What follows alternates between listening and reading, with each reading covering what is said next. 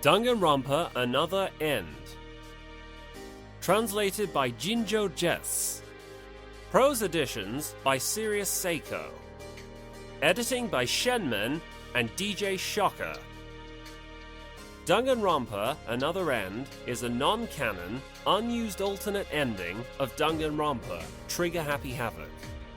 It never made it past the development stages, which is why it was originally in script form and not found within the game. This is a prose rewrite which incorporates extra text to help the transition to an audiobook, whilst keeping the original script mostly intact. We hope you enjoy it. A week had gone by since the killing school life had started for the 15 students of Hope's Peak Academy's 78th class. Makoto Naegi, the ultimate lucky student, unlike his classmates, felt like, despite no one dying yet, that this situation had felt all too familiar. He had planned to swap rooms with the ultimate pop sensation, Sayaka Maizono, for the night, but instead found himself walking around the school, trying to develop his thoughts. It all feels too familiar. Is there a way I can make sure to save everyone? He thought. While wandering around, he eventually found himself at the school's gymnasium, and, to his disgust, stood Monokuma, silently awaiting his approach. Ah! Look who's here! It's you! I see. Who are you again? The black and white robotic bear started up the conversation first. I'm Makoto Naegi. Makoto replied, playing along remorsefully.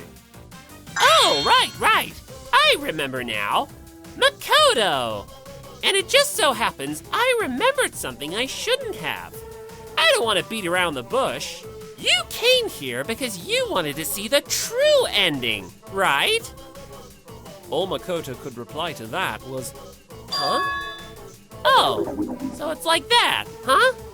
You already finished the game at least once, and yet you came back here for no reason. In other words, you're just totally fed up with the ending to the story, huh? I have no idea what you're talking about. I've had no idea this entire time. Makoto normally didn't understand Monokuma's soliloquies, but this time he really did seem to be talking nonsense. It's fine. I get it. You don't have to say anything. I've got a spirit ready to serve wrapped up in my stuffing. My job is to satisfy unsatisfied customers. Up to. So that's why I'm giving you this. With a bounce, Monokuma procured a small silver box with a big red button on the top. Makoto ogled the strange device. What the heck is this? He says, even though he already knows, it's a key! A key! Monokuma finished. A key? So you're fed up with the ending of the story, and so you want to see the end of the world, right? Then go ahead and look. At the end of the world. At the true ending! Seriously, what have you been going on about this whole time? Makoto was starting to get a headache. However, there are two things I need to warn you about. First, if you don't collect all the hopes, that button won't work. You gotta share the wealth. Then second, the true ending is, in other words, true despair. It's nothing more than the end of the world. If you don't want to end this world, it'd be more prudent to avoid using that button, but do whatever you want. Laughing maniacally, Monokuma handed Makoto the button and slipped away. What was that? True ending? End of the world? And then... Makoto looked downward at his palm where the button lay. This switch? I feel like I've seen it somewhere before. Indeed, This switch was the escape button that was used to exit the confines of Hope's Peak Academy. This Makoto was unaware of the tales that this button of hope had been through with the tragic warriors of despair in another place. Nor did he know he had once used this button to escape the school after witnessing his friends' mutual killings. Guess it's just my imagination. Makoto slipped the switch into his pocket and left the room. The moment he set foot in the entrance hall, he unconsciously let out a yell. Everyone! There, everyone had gathered, 14 aside from him. The remaining 14 Hope's Peak Academy students. Everyone! Why? Sayaka Mizuno was the first to speak up. Well, Monokuma told us about that. That we could leave with Makoto if we cast aside our hope. Sakura Ogami finished. What? Makoto didn't understand what the girls were saying. Chihiro Fujisaki, understanding Makoto's confusion, quietly answered him. That was the condition for getting to leave here. That guy's only got interest in us if we're hopeful ultimate students, said Mondo Owada. In other words, if we all forego our ultimate paths, he doesn't care if we leave or not, clarified Kiyotaka Ishimaru. Your back can't change into your stomach, you know. Hifumi Yamada added, with a small dance. Makoto looked toward the other side of the room, where Byakuya Togami stood. I do not care. That is because I am perfect. Even if I throw away my position as the heir to the Togami Corporation, I will still, without a doubt, succeed. You've got ultimate confidence, haven't you? Celestia Ludenberg snidely remarked. Being an idol was my dream, but more importantly, my precious group mates are out there. So I want to try my best once more, with them. Even if we aren't idols, I want us to do our best together. Sayaka was reminded of the faces of her friends, Ayaka Hanayama, Satomi Aoba, and the others. To her, they were the closest people she had, so Makoto understood how serious she was. There is more than one path. Even if one path is closed off to us, we can follow a different one. Real despair is not being able to move forward. Kyoko Kirigiri added. As long as we keep moving forward, we'll be able to find hope. So going forward itself is hope. Toko Fukawa said. Look at you guys are stealing the show. Quit chewing the scenery. Having nothing to add, Hagakure opened his mouth, yet the words he spoke said nothing of value. Makoto, press the button. What you hold in your hand is the hopeful key to our future. Sakura pointed her large index finger toward him. The thing I'm holding in my hand. Makoto thought, ogling the button. The key of hope. As he held the button in his hand, Makoto thought he could hear his classmates' thoughts ring out. 1. Moral compass. My dream was to become the Prime Minister and correct the morals of this country. But it's fine. I'll aim to be a farmer from now on. I'll correct the country's morals from an agricultural viewpoint. 2. Gambler. I'm really in trouble, aren't I? I lost my quick and easy way to make money. I suppose it can't be helped. I will sell my own handmade clothing to make money. However, they will be expensive. That is because they will be made with my love. 3. Affluent progeny. That's right. I suppose I will go traveling for a time. It wouldn't be a bad thing to see that world firsthand. 4. Martial artist. If you take fighting from me, I have nothing left. Therefore, I will continue fighting. However, Fighting is not limited just to that of the physical body. From now on, I shall engage in a spiritual fight. My fight within my own self. That is the path I shall walk. 5. Swimming Pro. I decided on the name Asahina Donuts.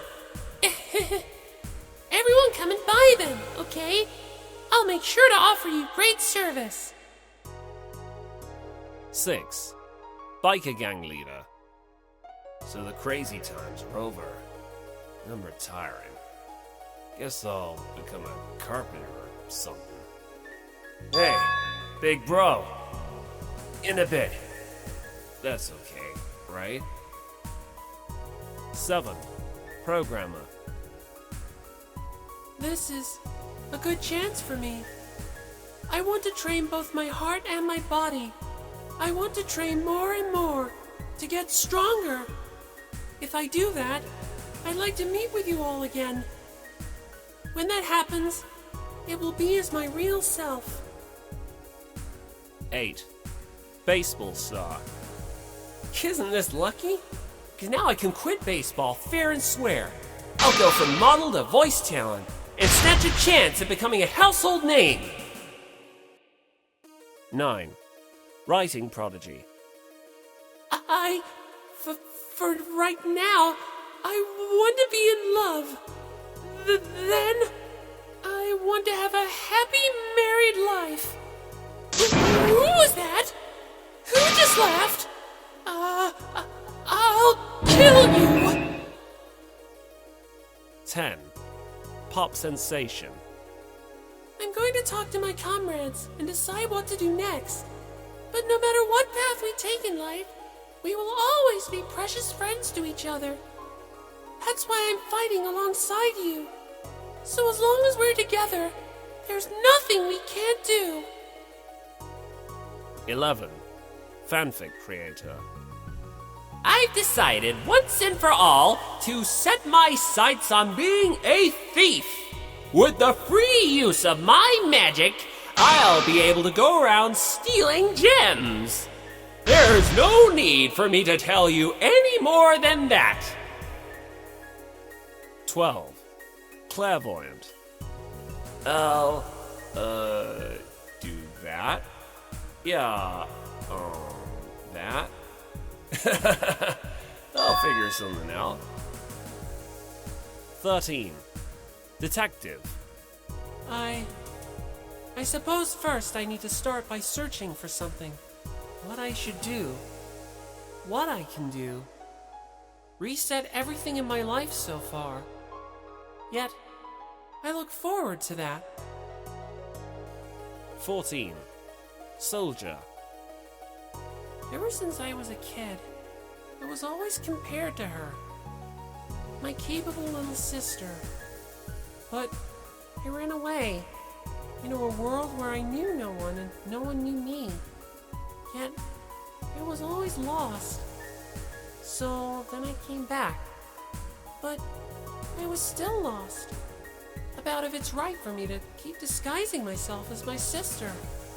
So, this might be my chance to change my life.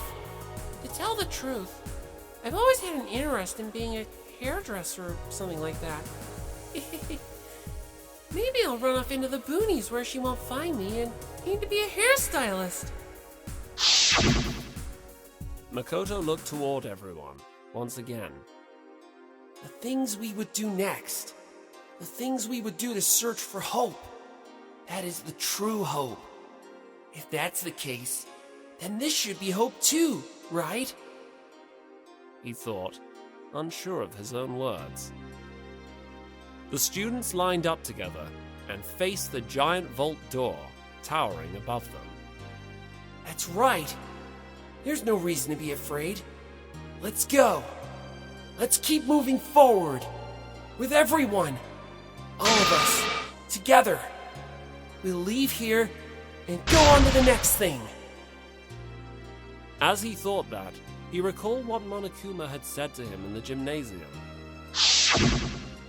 The true ending is, in other words, true despair. nothing more than the end of the world.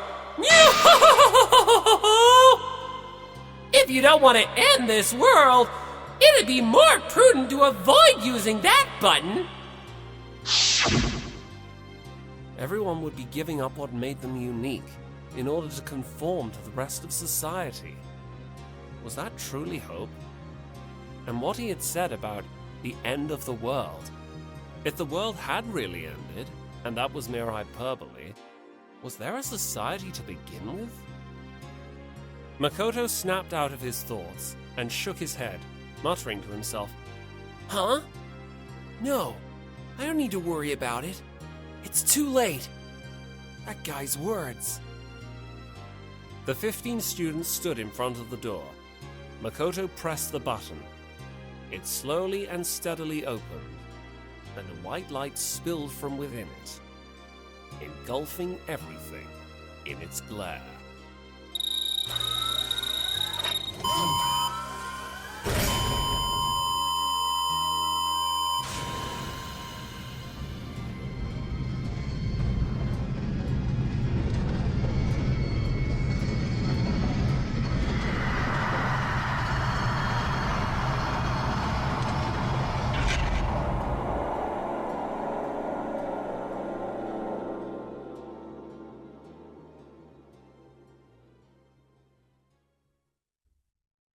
Makoto stood in the entrance hall and snapped out of his sudden dizzy spell. He looked around to see everything was normal. No steel plates over the windows, no vault door, or giant weapons. Huh? Did I space out? Ah, and in the entrance hall, too. It's probably because last night I was doing prep for today, and I was up late. And also, I had that weird dream. There was that strange bear, and my strange classmates, and that strange survival game. And on top of that, as luck would have it, I participated a lot in everything that happened. Just remembering it is embarrassing. What an embarrassing dream. I should go home after all. I'm more cut out for a normal life. This school isn't some place where you can get by on luck. It isn't suited for people who have embarrassing dreams about killing games. Makoto turned around and headed off toward the student dorms. Right. I'm going home. After a while, he had completely forgotten the dream he had at that time. Game over.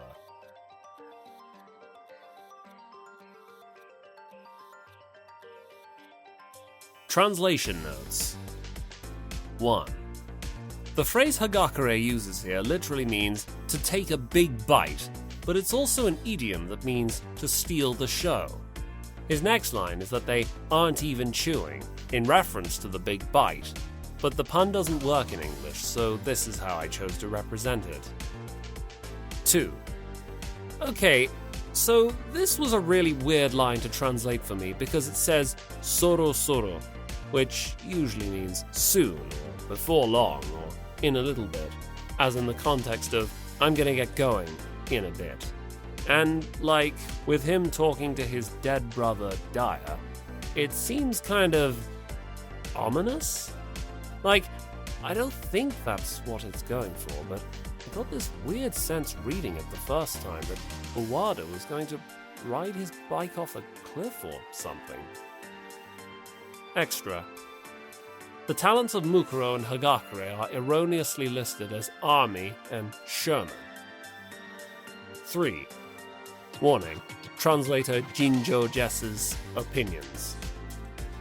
There are no words for how glad I am that this was not the direction they took Mukuro's character. Cool soldier girl conflicted about her loyalties to her beloved sister and her classmates who she's grown to care for and trust? No way! A hairdresser is totally a better path for her. Oh, Japan. I feel this way about a lot of the kids giving up their dreams. In some cases, like Ishimaru's, it's really better that he does follow his dreams. Kirigiri really should be a detective, and her learning to reconcile that with her doubts about the family creed is way more interesting than her being like, Tee, I can't wait to get away from all this shitty detectiving. Fujisaki quitting programming to conform to what society thinks he should be isn't really a good thing either. Like, I get that it's just a silly side thing, but like, I have some issues with quite a few of these.